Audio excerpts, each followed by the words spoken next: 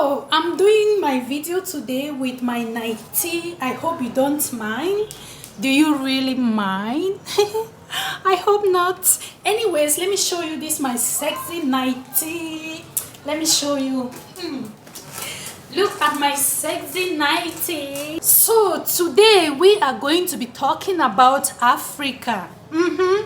So last time I ended my video where I talked about this my auntie who had the temerity to tell me I will not have a future. Who had the audacity to tell me, Marie, that I will not have a future. Because my family was poor. Anyways, why am I shouting?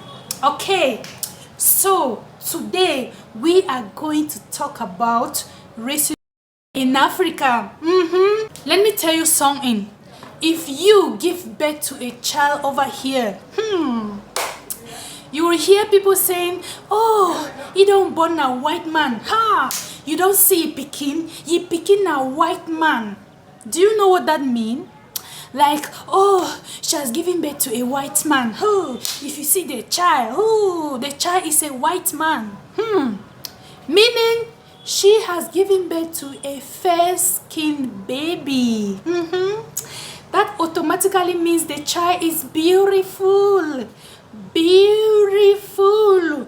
But if you give birth to a very, very dark child, over here, if you give birth to a very, very dark child, nobody will say, oh, she has given birth to a white man. Meaning your child is not beautiful. Wait, I think I should take this camera up. Let me take it up. Actually, I am not using a camera. I'm just using my phone camera. Yeah, and I think it's okay. Now, let me tell you something. With this my aunt that I grew up with. Yeah, the one who found pleasure in insulting me, insulting my family. So, her husband, the husband, went and got a girl from the village. You know these people, they go to these poor families and get like one of their kids to come and turn them into their mate. And they'll tell you, oh, we are going to sponsor the child in school, or oh, we are going to make the child to learn a trade. This girl that the husband brought home was naturally fair in complexion. So, my aunt was using her skin complexion to insult my dark skin complexion. Like, oh, look at her. Look at how beautiful she is. Look at you, ugly thing. I have so fat.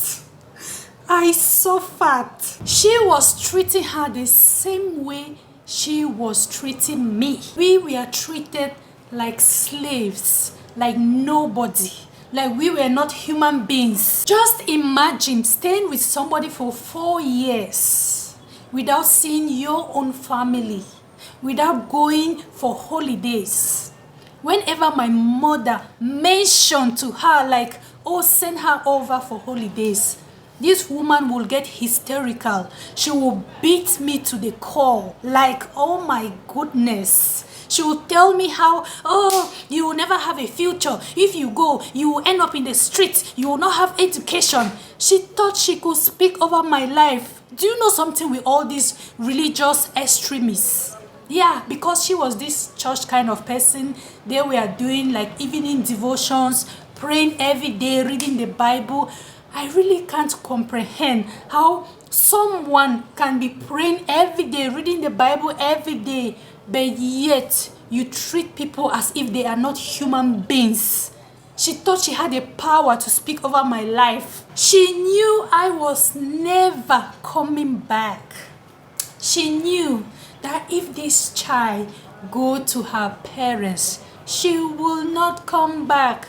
And that is why she was really getting angry. Can you imagine the audacity of this woman to be using somebody's fair skin complexion to be insulting my beautiful, beautiful dark skin complexion? Can you imagine the temerity? To all the black queens out there, I just want to tell you, you are beautiful, you are perfect. Let nobody tell you otherwise, okay? Now, I mentioned on my video, so I did a video and I mentioned on that video how I was in this salon with 4 kids. Yeah, and this other kid walked in. This kid was naturally fair in complexion, like really light skin. Do you know what? Everybody started praising that kid.